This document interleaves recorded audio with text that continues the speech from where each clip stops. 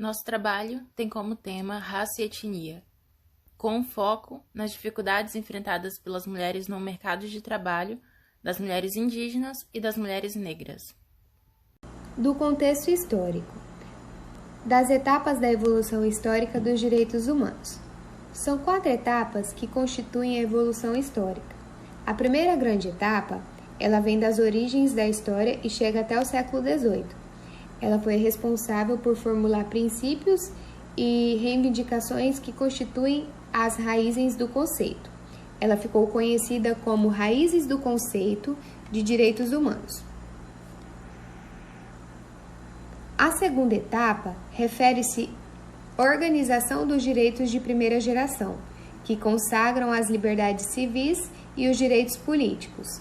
São chamados direitos de liberdade. Ela ficou conhecida como primeira geração do direito de liberdade.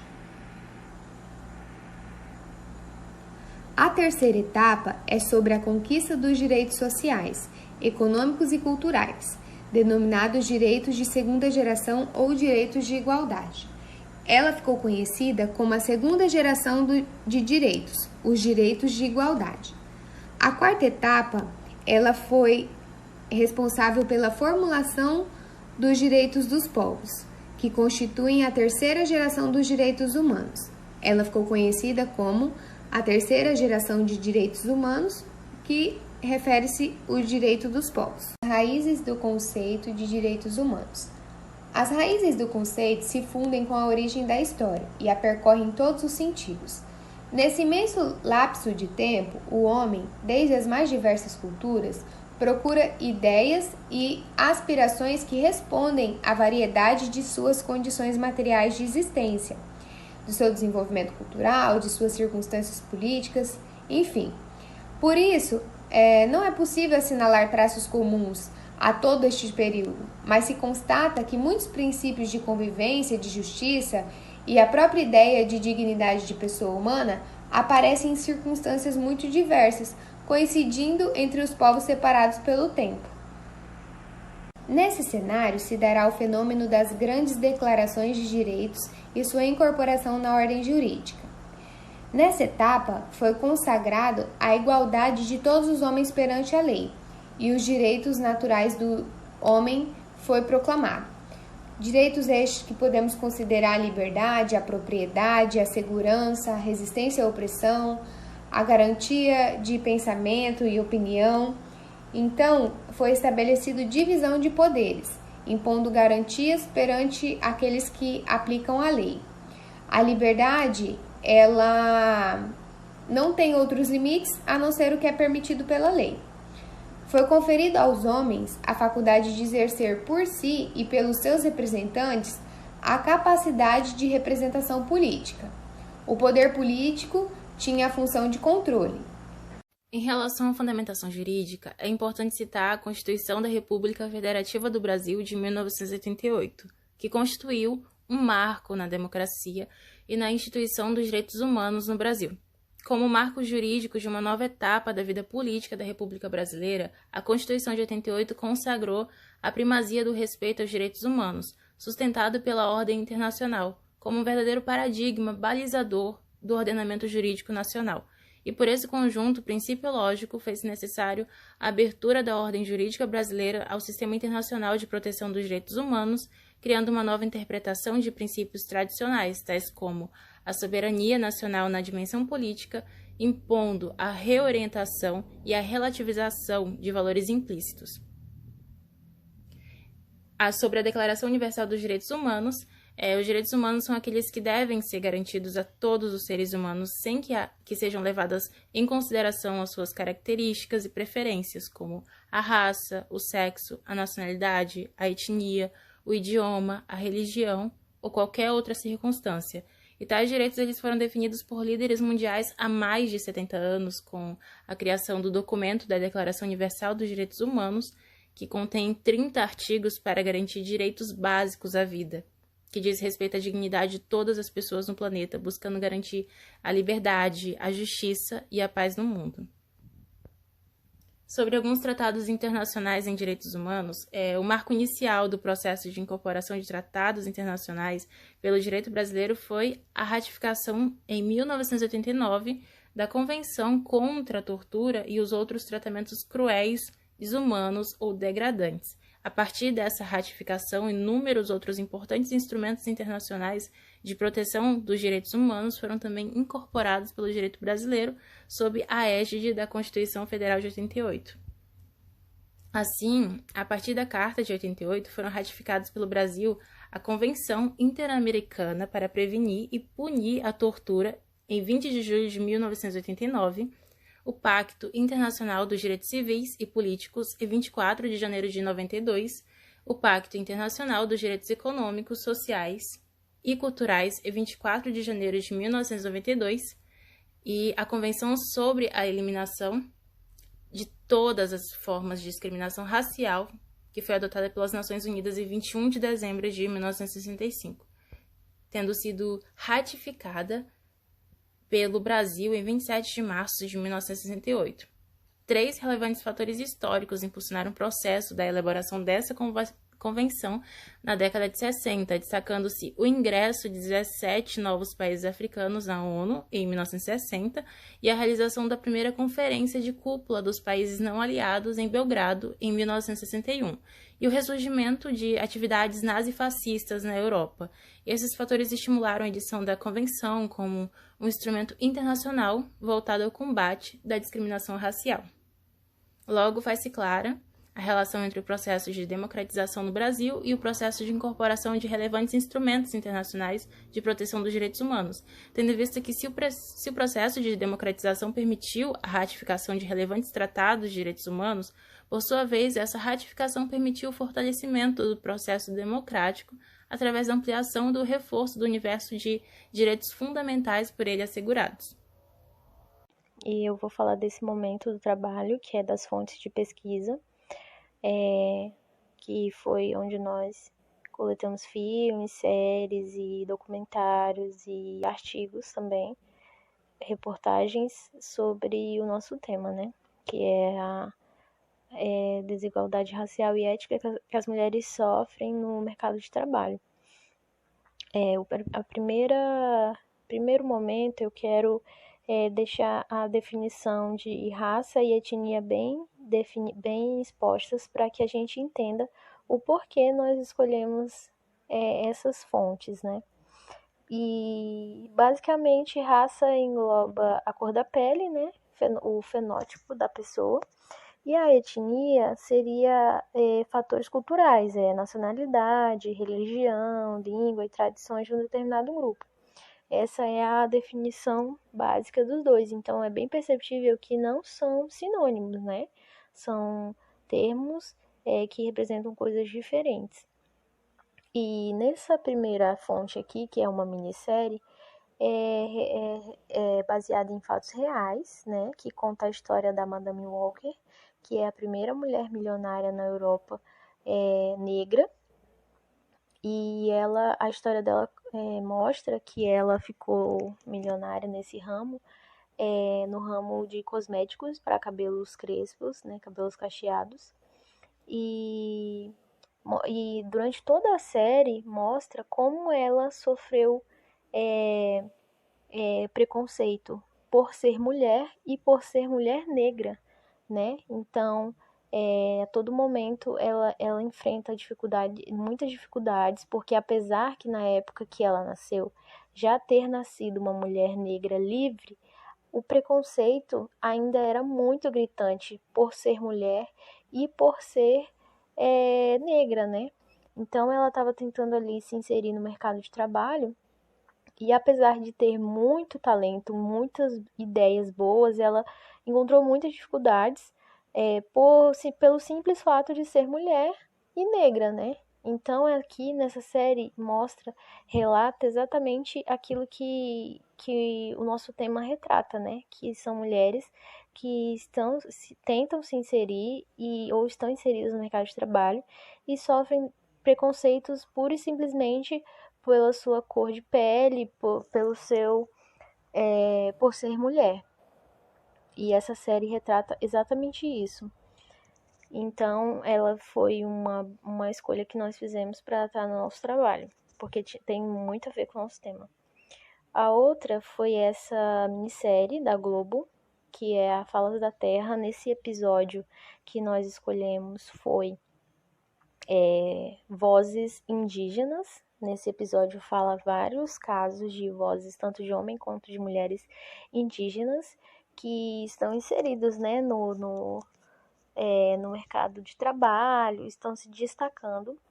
E aí, o que nós escolhemos, assim, que se encaixou perfeitamente no nosso trabalho, foi a história da Miriam Crechu, que é do povo Guarani. Ela é a primeira médica cirurgiã cardiovascular indígena do Brasil. Então, assim, ela relata, né, no documentário que no primeiro dia dela de universidade, no primeiro dia da universidade, o professor olhou para ela e falou por que ela tinha escolhido um curso de elite. Então, ali, naquele primeiro contato dela, ela já sofreu um preconceito étnico, né? Porque ele olhou para ela, nesse momento, como ela sendo uma índia que estava numa sala de aula num curso de elite, que era medicina. Então, ela sofreu ali ela já sofreu um grande preconceito. E, com certeza, durante toda a carreira dela, né, como médica cirurgiã cardiovascular, já sofreu algum tipo de discriminação, preconceito, só por ser índia. Então, não é levado muitas vezes em consideração a qualificação, tudo que a pessoa estudou, se dedicou. Simplesmente as pessoas olham para aquilo que ela vê pelo exterior da pessoa, por ela ser índio, por ela ser negra, por ela ser mulher. Então, ainda hoje, esse preconceito é muito gritante. E quanto a índios, pessoas indígenas, também existe um preconceito muito forte quanto a isso. E esse episódio dessa minissérie da Globo, Falas da Terra, conta, né, são relatos de pessoas indígenas que se destacam no mercado de trabalho, são pioneiras em maioria das coisas, e que relatam sofrer muitos preconceitos étnicos, por ser mulher, por ser índio. Então é bem interessante mesmo. A outra que nós escolhemos foi esse curta-metragem, Filhas de Lavadeiras. Esse curta, ele é bem interessante porque ele conta, né, a história de mulheres que conseguiram, através das suas filhas, que elas fossem para a escola, né, através do trabalho suado, do trabalho árduo, para que elas fossem para as universidades, para que elas se inserissem no mercado de trabalho, e não fossem como elas, assim, tratadas da maneira que elas eram tratadas. O curta-metragem é 20 minutos, mas, assim, ele é carregado de vivência, né, de verdade ali, de situações reais, né, de mulheres realmente que passaram por essa situação em um determinado momento do curta. Elas falam, né,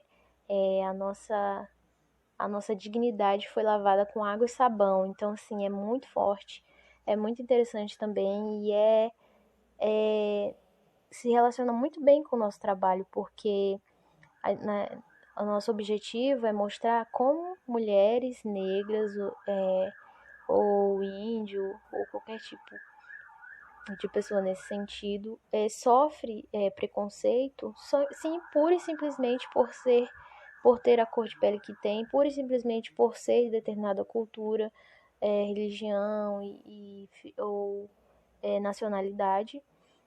Então aqui elas simplesmente são rebaixadas, né, por ser lavadeiras, mas através do trabalho duro elas conseguiram que as filhas delas as representassem com sonhos de estudar, de se formar e ter um trabalho digno, né? Então é bem interessante também esse curta-metragem. E as outras fontes aqui são matérias, são artigos, principalmente matérias que traz porcentagens, né? Traz porcentagens dessa desigualdade que a gente tanto fala, né? vou trazer algumas porcentagens aqui de algum desses artigos que eu passei aqui, que fala que tanto a população preta ou parda como a população branca, os homens ganham mais do que as mulheres, entre 26,4% e 31,9%, respectivamente. Então, apesar das mulheres serem brancas ou negras, elas ainda estão abaixo dos homens.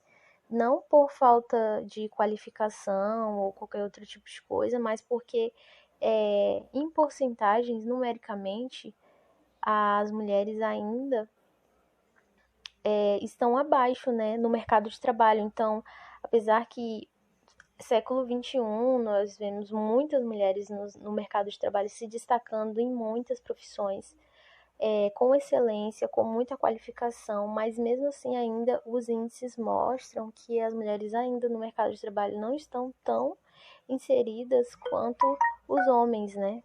Então, os gráficos dessas reportagens mostram, né, expõem isso muito bem. E, por fim, nós temos uma cartilha, né, que fala desses índices, né, de índice em percentual mesmo, como as mulheres negras, né, agora falando só da questão racial, como as mulheres negras têm mais dificuldade para se inserir no trabalho formal, né? Porque tem até um documentário que está lá no nosso Padlet de um depoimento de uma mulher que trabalhava em uma determinada empresa e que ela colocou tranças, né? Fez aquele rastafari no cabelo, cor normal, assim, uma coisa bem tranquila. E ela já sentiu olhares diferentes. Então, assim, quando as pessoas veem uma pessoa negra em alguns lugares, aquilo ali já automaticamente já reduz a capacitação daquela pessoa visualmente, né? Então, quando eles olham uma mulher negra tentando se inserir numa área de trabalho que é predominantemente masculina, elas sofrem sim muito preconceito, né? Então, essas matérias mostram isso. Essa cartilha, ela é muito bem elaborada. No nosso Padlet, a gente tentou colocar ela de uma maneira bem visual, porque ela é muito interativa, assim, né? E os índices que ela mostra é muito atual. Então, apesar de, às vezes, a gente achar que tá todo mundo em igualdade de oportunidades, em igualdade de questão de procura de emprego, os índices mostram que as mulheres, e mulheres negras, e indígenas também, e todo tipo de... que aqui nós estamos, né, focando nesses dois, mas que a questão da procura, da inserção no mercado de trabalho, ela é muito diferente, ela é muito, assim, diferente dos homens brancos, por exemplo. Então, essa cartilha é muito interessante por isso. E, claro, né, nós utilizamos aqui nesse momento das fontes, nós baseamos mais na minissérie, na série, no filme e nessa cartilha, e em alguns documentários que mostram numericamente, né, em maneiras de gráficos, a diferença da inserção no mercado de trabalho. Então, foi esse foco nesse momento do trabalho. Das entidades ou ONGs, grupos e organizações de mulheres negras na região norte do Brasil. Em 1999 foi criado o Instituto de Mulheres Negras do Amapá, o IMENA. E em 2005 o Instituto da Mulher Negra, o IMUNE. E o CEDEMPA, que é o Centro de Estudo e Defesa do Negro do Pará. Das políticas públicas de saúde, podemos destacar, em primeiro plano, o Conselho Nacional de Saúde, segundo, Comitê Técnico de Saúde da População Negra, vinculado ao Ministério da Saúde, terceiro, Comitê Técnico de Saúde da População Negra, vinculado à Secretaria Municipal de Saúde do Rio de Janeiro, quarto, Conselho Estadual de Saúde do Rio de Janeiro, 5º Conselho Distrital de Saúde do Centro do Rio de Janeiro. Das políticas públicas para as mulheres.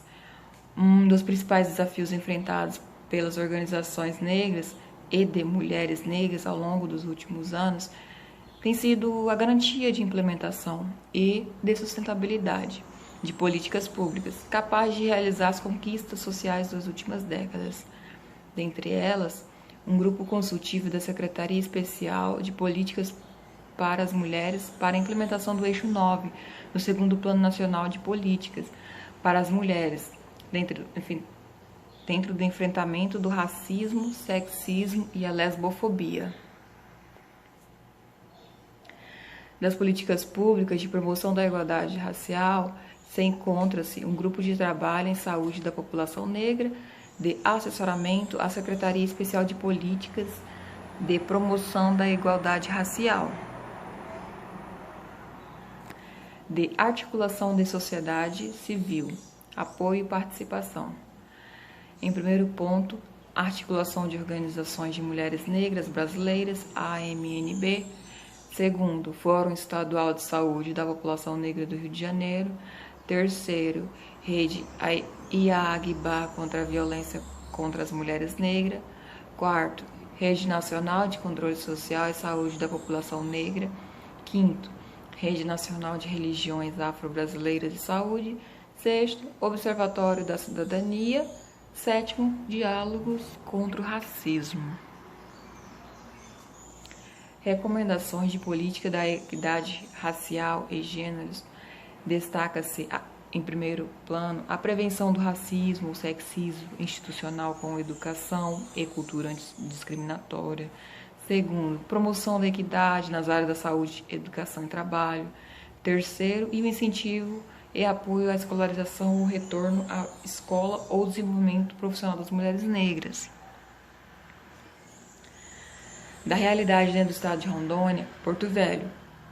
Foi criado pela Lei Complementar número 3.137, de 3 de julho, a CEPIR, que tem como missão propor políticas públicas que promovem a igualdade no que se refere aos segmentos étnicos minoritários do estado, com ênfase à população negra, quilombolas, povos de floresta e indígenas e demais entidades que militam no movimento negro.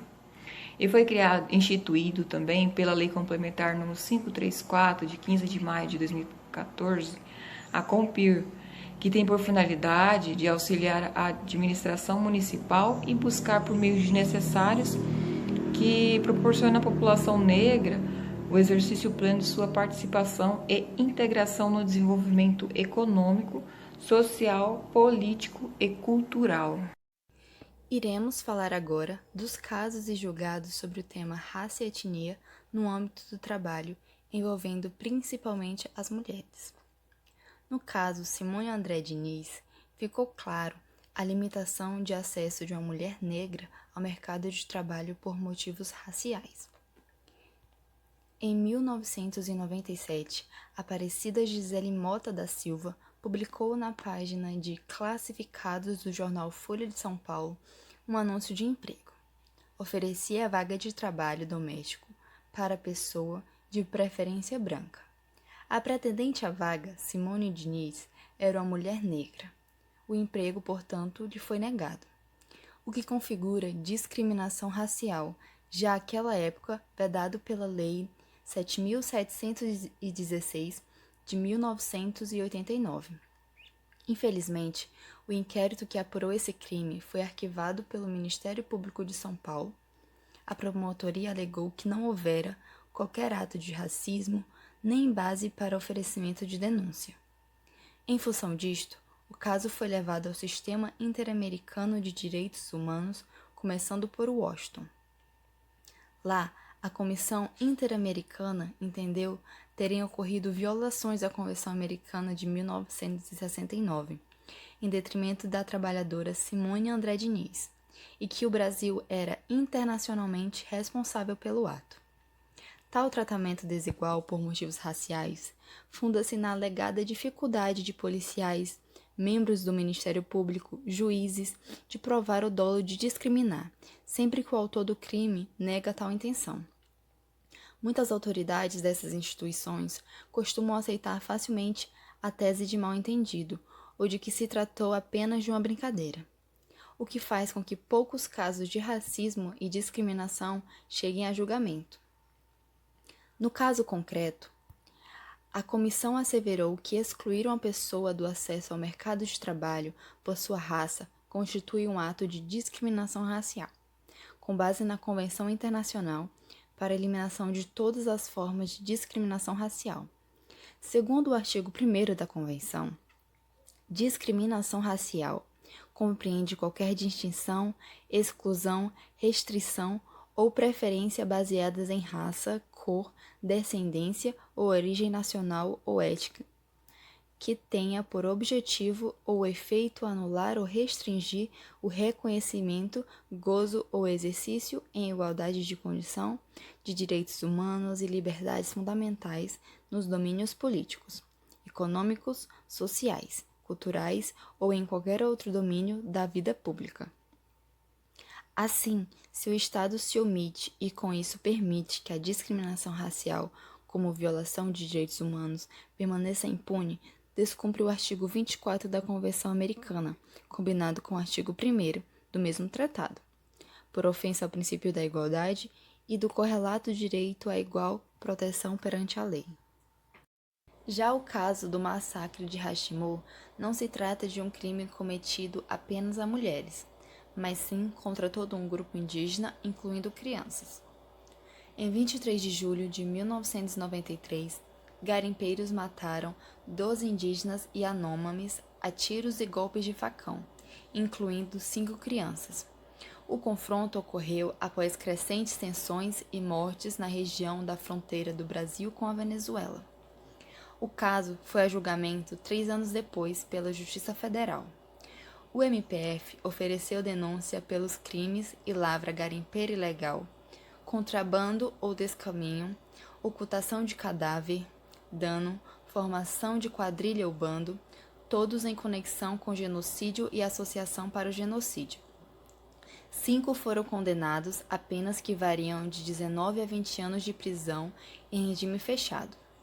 Relator, o ministro César Peluso, apontou doutrina segundo a qual a conceituação do crime de genocídio trata da defesa de um bem jurídico coletivo, aliás, um bem jurídico supraindividual, cujo titular não é a pessoa física, mas o grupo entendido como coletividade. Por isso, os vários ataques feitos por mais de um garimpeiro contra membros do mesmo grupo Yanomami constituem uma unidade delitiva. 5 pessoas foram condenadas: Pedro Emiliano Garcia, João Pereira de Moraes, Francisco Alves Rodrigues, Juvenal Silva e Eliséia Monteiro Neri. Passados praticamente 27 anos do massacre, Pedro Emiliano é o único brasileiro vivo a ser condenado por crime contra a humanidade. Ele continua atuando com garimpo e em 3 de julho foi preso pela PF por mineração ilegal em reserva indígena Yanomami. Pego com mais de 2 quilos de ouro, já foi alvo de outras 4 ações da PF e poderá responder pelo crime de usurpação de patrimônio da União. A tipificação do genocídio na legislação brasileira surgiu na Lei 2.889 de 1956, que pune a conduta de quem, com a intenção de destruir, no todo ou em parte, grupo nacional, étnico, racial ou religioso, matar, causar lesão grave, submeter a condições de existência capazes de ocasionar destruição, adotar medidas para impedir o nascimento ou efetuar transferência forçada de crianças. Posteriormente, em 1984, a Lei 7.209 incluiu no Código Penal o genocídio cometido por brasileiro ou domiciliado no Brasil. Já em 1988, entrou em vigor a atual Constituição como compromisso da promoção do bem de todos de forma equitativa, independentemente da etnia ou raça. Seu texto recepcionou a legislação infraconstitucional anterior sobre o tema. Nossos agradecimentos especialmente à querida professora Rita de Cássia pela sua disponibilidade e incentivo que foram fundamentais para a realização e finalização desse projeto. Salientamos o apoio incondicional prestado, a forma interessada, extraordinária e pertinente como acompanhou a realização desse trabalho, as suas críticas construtivas, as discussões e reflexões que foram fundamentais ao longo de todo o percurso. Considerações finais, por último, ressaltamos que, assim como a dignidade da pessoa é o eixo em torno do qual gira o conceito dos direitos humanos, o seu dinamismo é resposta a requerimentos novos que surgem dos protestos dos mais profundos dos povos. Os que assinaram a Declaração de 1948 expressaram a sua convicção de que haviam reconhecido o essencial da consciência moral da humanidade. Hoje, os direitos humanos representam mais do que nunca o horizonte dos povos. A humanidade crescerá tanto quanto for o grau de desenvolvimento de relações justas, pacíficas e solidárias. Nosso grupo é composto pelas alunas Andressa da Silva, Átila Torres, Carolina de Souza, Gabriele Nathalie e Gisele Fernanda.